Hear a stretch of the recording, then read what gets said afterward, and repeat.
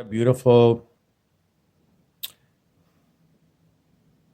I was going to say, Roman Catholic basilica or cathedral nearby. Go there and sit there. I'm not Roman Catholic. I'm not Roman Catholic.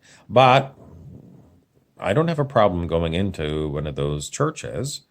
Dr. Hawkins said that places of great beauty will raise your consciousness. So if you're really anti-religion, maybe go to a waterfall or a beautiful Japanese garden or something, like some place that's got beauty, some place that you think is beautiful.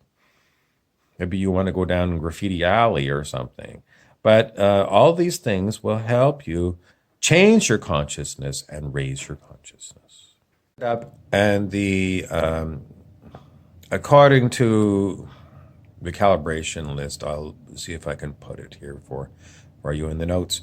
It says 515 on the scale of human consciousness. So that is a pretty high consciousness level compared to the consciousness of the collective of humanity. It's not 540 unconditional love, but it's higher than reason, which is where probably a lot of your doctors are, if they're good doctors. So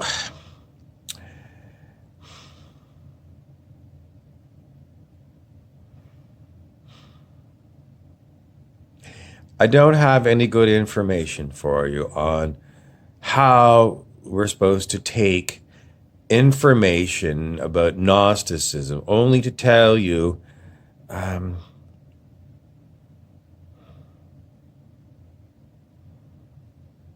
it's not pure consciousness.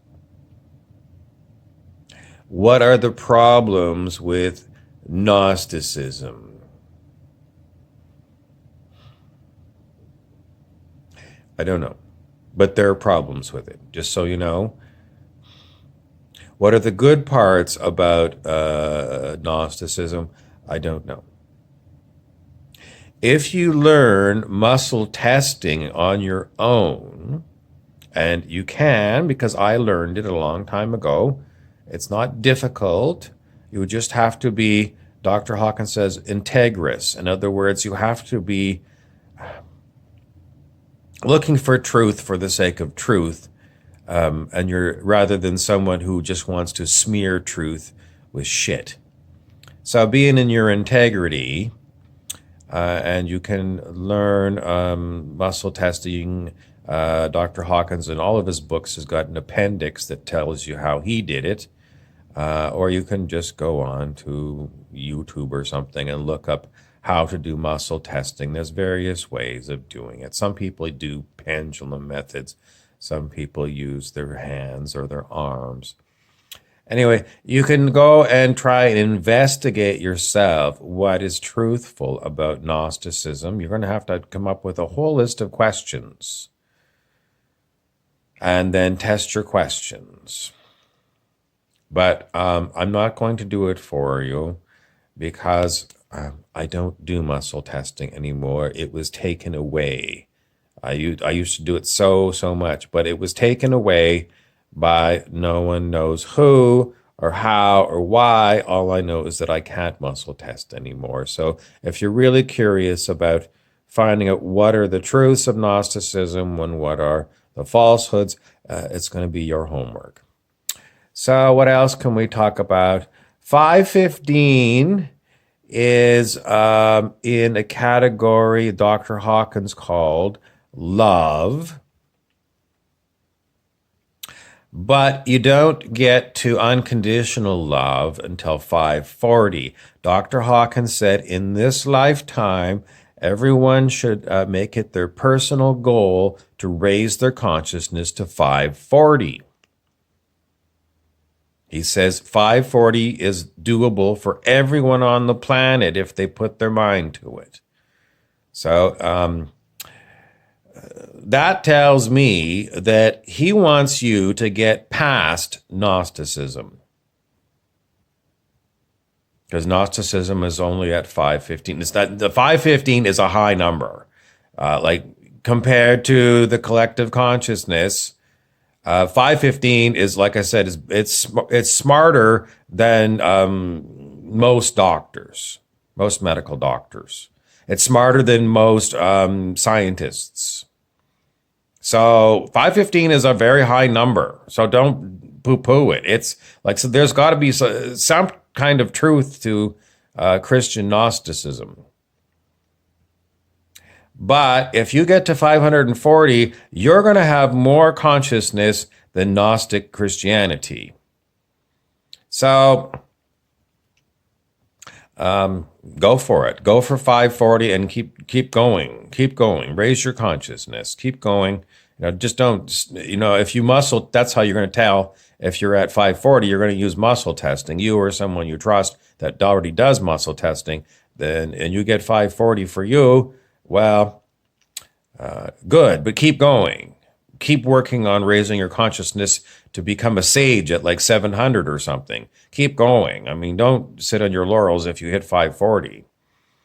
But, it's not like I got to pedal 10 more miles to get to 700. You don't know what it's going to take for you to get to 700 once you hit 540. It's not, it's not the same as a linear thing where you just got to keep driving, Yes, you just got to keep going, but you have to do inner work.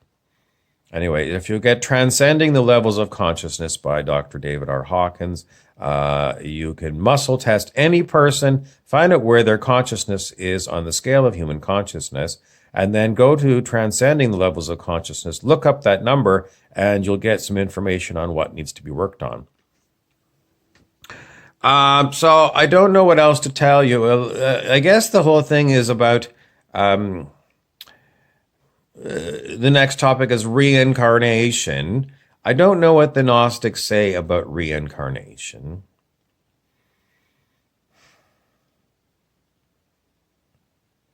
But if you don't want to reincarnate into our matrix, I always call, not always, but quite frequently, I say that our reality is more like the holodeck on Star Trek.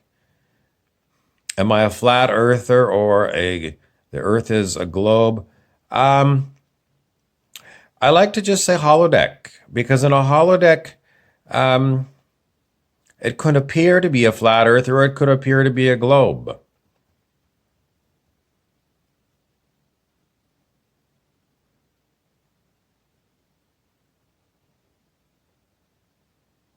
And I haven't been able to determine if we actually create our own reality or there is some other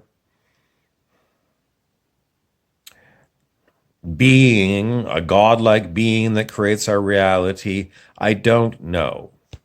I can't tell you this.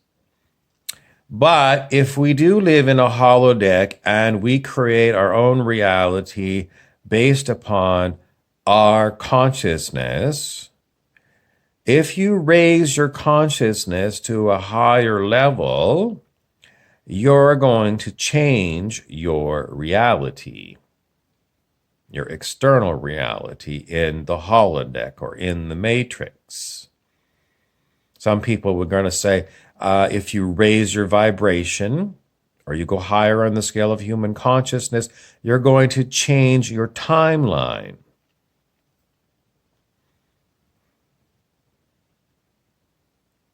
Change it how? Well, I don't know.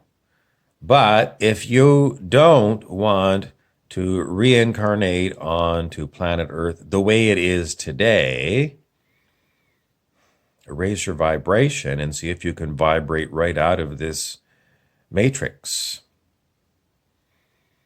Yogananda's guru, Sri Yukteswar, said that there are other planets, astral planets, where you can go if you do your Kriya Yoga every day once you die. So, I mean, that's Yukteswar was also around 5:15, or no, 5:35. I think it was 5:35. So, but so it's quite possible that you won't have to come back to this particular version of planet Earth that we see today.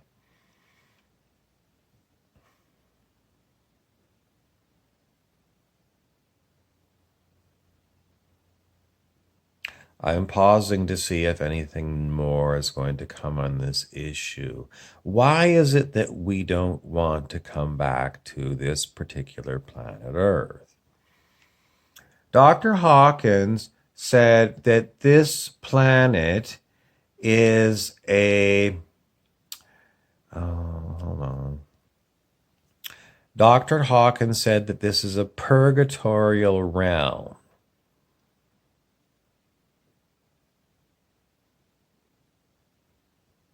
So if you're here, you're in purgatory. I'm not Roman Catholic. I can't define purgatory.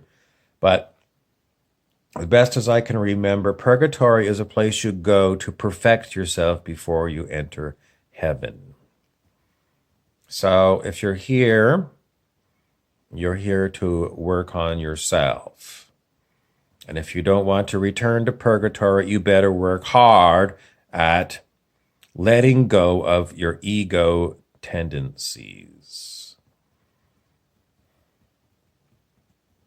In the end, I don't know if Jesus will stand up for you and push you to one of these Sri Yukteswar worlds or not. I'm not aware of how it all works. All I know is the more you work on yourself, the more freedom you're going to have to choose where you might like to go if you're going to reincarnate at all. What else is it about Earth? Dr. Hawkins said that Earth, because it's like the Pink Floyd song, the one that says, do you know if this place is heaven or hell? Or do you know the difference between heaven and hell? And it's like that, according to Dr. Hawkins. There is a lot of evil here and there is a lot of good here. And he said, because this is a free will planet and a free will universe, you have incredible opportunities to make great gains in consciousness here that you cannot make in a non-free will universe. I don't know if he said it explicitly, but that's basically the information we get from this is that other places you can't make huge moves in consciousness because it's more locked in. Maybe it's more hell world, or maybe it's more heavenly, or it's just a different kind of world. But here is the place where you can move your consciousness the most. So, like it or lump it, quite often I'm the same way. During the day, there's times when I feel intense distaste for planet Earth. And I say, good God, how did I get here? And how the hell do I get out and never come back? And then 10 minutes later, I'm laughing and enjoying myself. So that's the nature of planet Earth. It's a lot of variations in your vibration during the day. Why is that? Well, because if you're feeling like you hate this place, well, your vibration, is it a vibration of hate? The answer is not necessarily. You might just be figuring out what. If you're feeling like you don't like something, you don't like it. Somebody wants to say you're pushing against what is. I'm not sure that's true. What you resist persists is what some people say.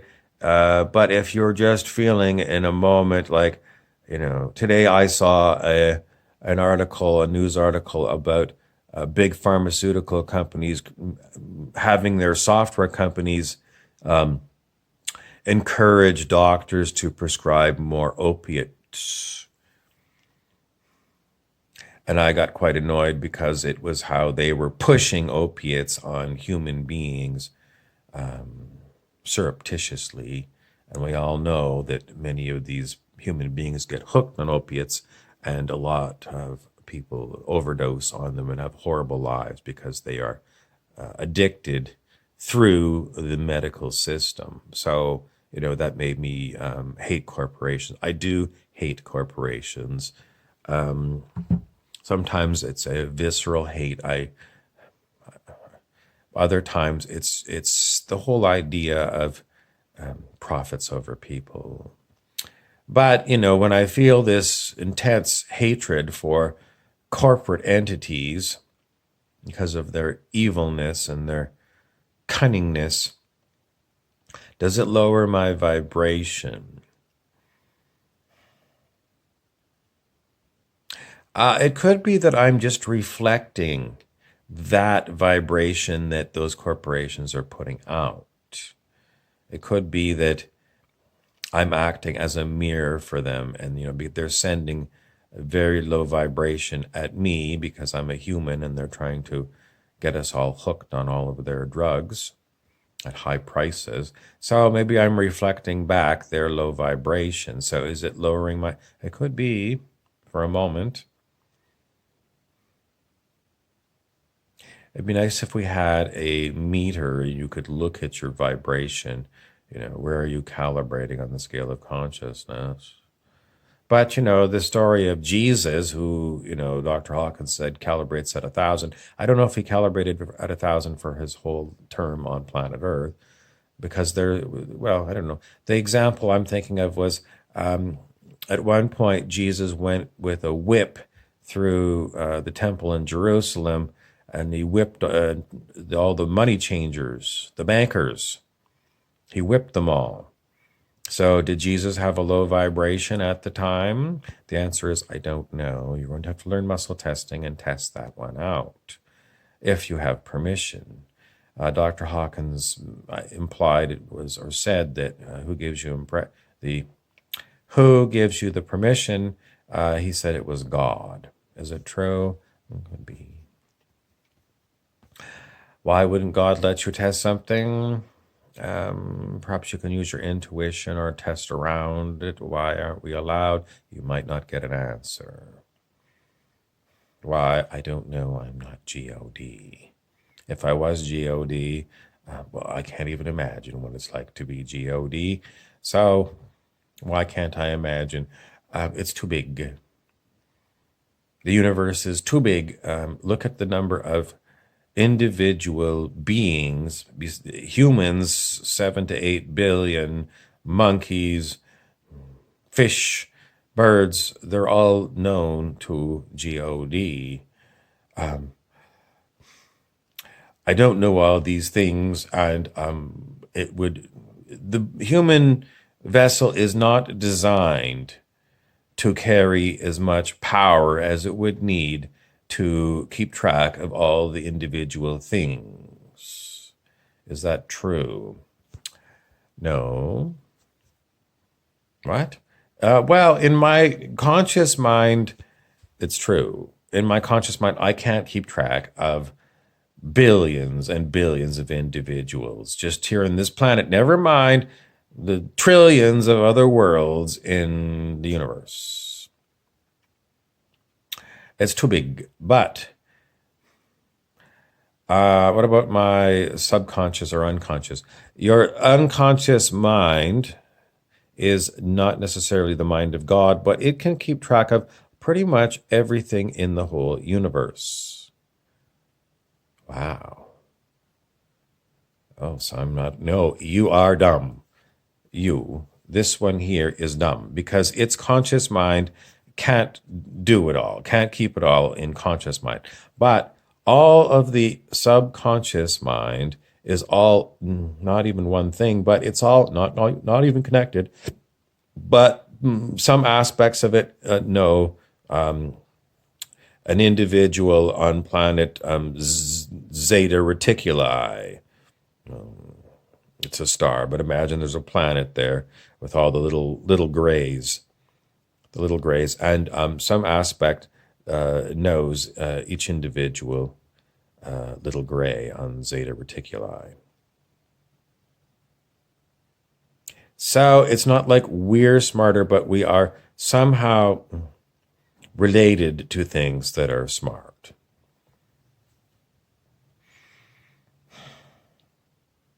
So, in the end, anything more I can tell you about Gnosticism? Don't be a person that only uses one roadmap to reality.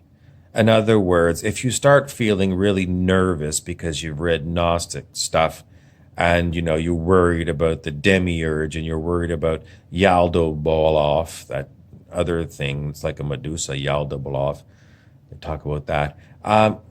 Get another roadmap. There's many other ways of looking at our reality. And if you are hung up on one because it's scaring you, go look for some new maps. Someone says, yeah, you could go look at like a Buddhist map, or I like the Celestine Prophecy books. I don't know. There's so many different ways. You could read Amit Goswami. Goswami's a physicist that talks about physics and consciousness. I mean, there's so many different things you can go look at, or you can just meditate and pick up your smartphone after you meditated and talk about reality and whatever you've connected to. That's because pretty much that's what happens. For me, I don't know what I'm going to say before I get on a topic.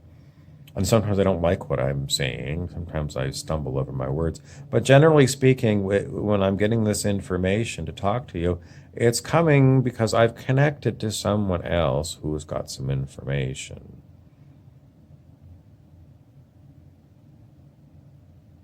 Are they smarter than me? Could be. Could be not.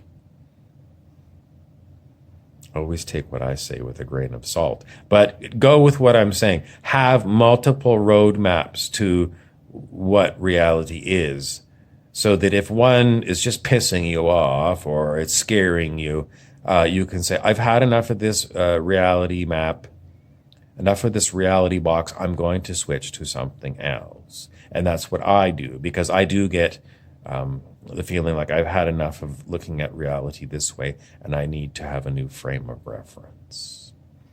So whether or not you're going to reincarnate, oh, what about attachments? That was another question. Attachments are like a Buddhist idea. If you've got attachments, they might pull you back to planet Earth.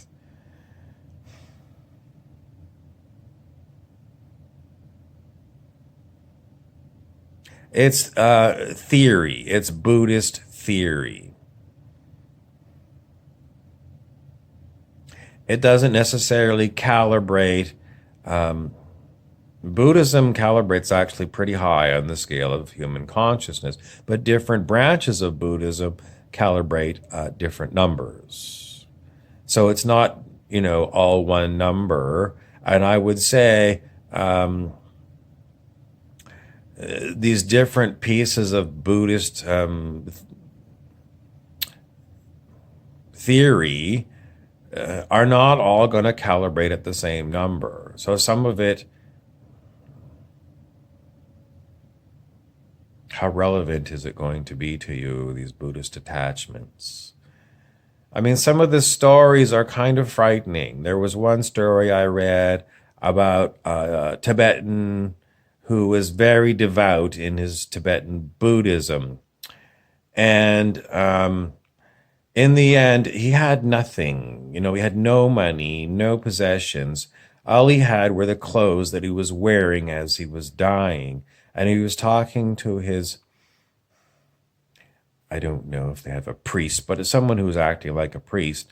And they were talking about this last attachment that this person had, and it was this nice white shirt that they were wearing that at the time, and it was like, my final attachment to planet Earth is, my shirt, and maybe this shirt, my attachment to, because it's a nice shirt, and I've kept it good for Sunday best, and I've starched it and I've washed it and I kept it clean, and so I'm attached to this shirt, and I'm really concerned that this attachment to this shirt I'm wearing is going to bring me back to planet Earth. So when I look at that, I say,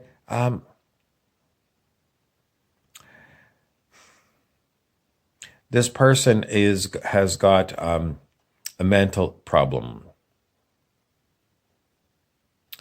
It's like being OCD about your shirt. It's like taking, Buddha said Buddhism is supposed to be about, well, he didn't really say Buddhism, but his teaching on enlightenment was take the middle path. And if you're so OCD that you're wearing a nice white shirt that you're about to die in, and this is going to be considered an attachment and bring you back to planet Earth, I'm sure the Buddha would be laughing his ass off and say, "You stupid fool, that's the last thing I would be concerned about as being a human attachment. That is an extreme, extreme worry. You're worried about being attached to this white starched shirt.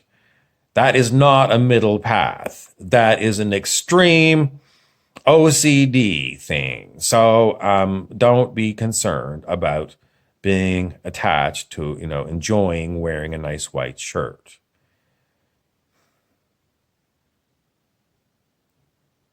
This is the problem if you get interested in metaphysical theories and what's going to happen to me in the future.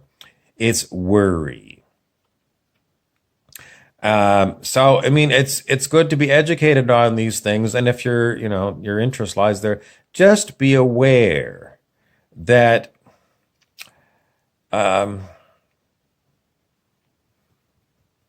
if you're going to take the middle path,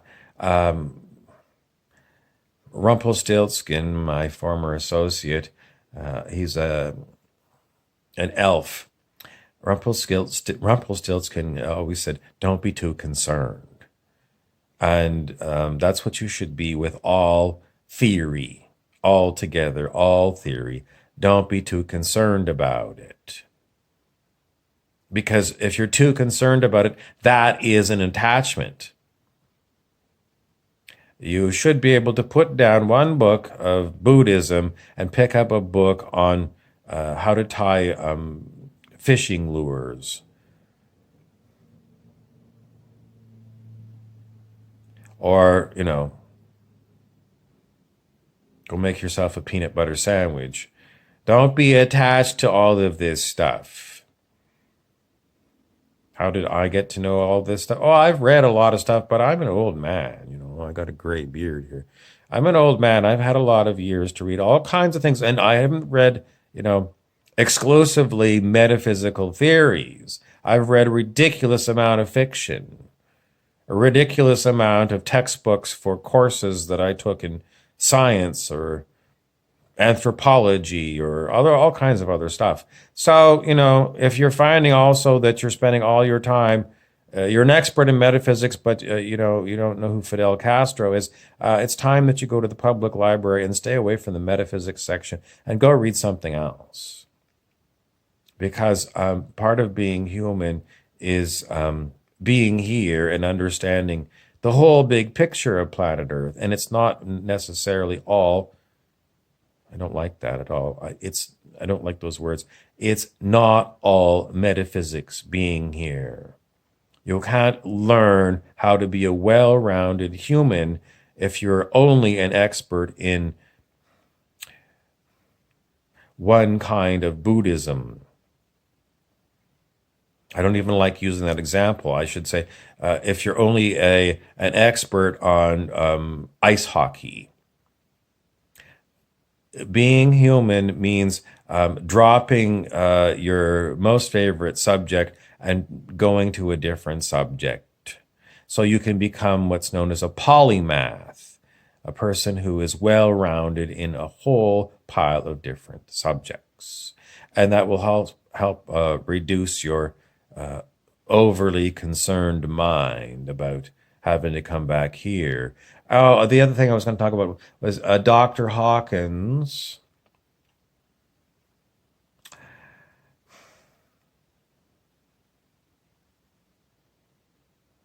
If you go to YouTube, look up David R. Hawkins. There's lots of little video clips of Dr. Hawkins talking. And whatever I was just thinking of is probably one of those little video clips. There was something specific that was relevant, but it came and it went. Who made it come and go? Maybe it was God. I don't know, but that's twice it's come to my mind that there was something that was relevant to this talk that twice was taken away. So I can't tell you, but go watch Dr. Hawkins on YouTube. They're little clips, 2 to 5 minutes each. And he's very good. He's very funny. He's a very funny teacher. He'll get you laughing. He's got a great way of teaching because unlike me, he's not serious. Well, sometimes he's very, very serious, and then he'll crack up and just start laughing. So he's really funny. I very enjoy Dr. Hawkins. Someone says the late Dr. Hawkins. Well, we're told that he dropped the body. In other words, his body died. But what happens to you when you die? Dr. Hawkins said he was a reincarnation kind of person. How high did Dr. Hawkins go in the scale of consciousness? Well, you can consider him, I would consider him a sage. So I would say, he's probably 700 anyway. But, he talks about some of these other levels of consciousness higher than 700, like the Great Void, which is, I have to look it up, but it might be 800. But he's experienced all kinds of different states of consciousness, and I don't want to say as far as I know. He still exists. Dr. Hawkins still exists somewhere, some dimension, somehow. Can you contact Dr. Hawkins psychically? If he's open to it, perhaps. Have I talked to Dr. Hawkins psychically? No. But there are others who I sometimes focus on. I've got a picture from a book of Ramana Maharshi, the great sage. And I've got a book of Yogananda. So sometimes if you're feeling like you're stuck and you want help, take a picture of a sage or a saint. Someone who's got high vibration. Like these people didn't live that long ago. There's plenty of pictures and videos of Dr. Hawkins, and there's pictures of Yogananda. Lots of other ones where there's actual photographs, and just look it up on your smartphone. You don't even have to get a printout picture, and look at their face. That's a great way to connect with the energy of those people who are high vibration. So if you're feeling like you're really stuck and you need help, look at one of these sages. Just spend some time just looking at their face. And that will help raise your consciousness. Another way you can go to certain architectural buildings that will raise your consciousness. A beautiful cathedral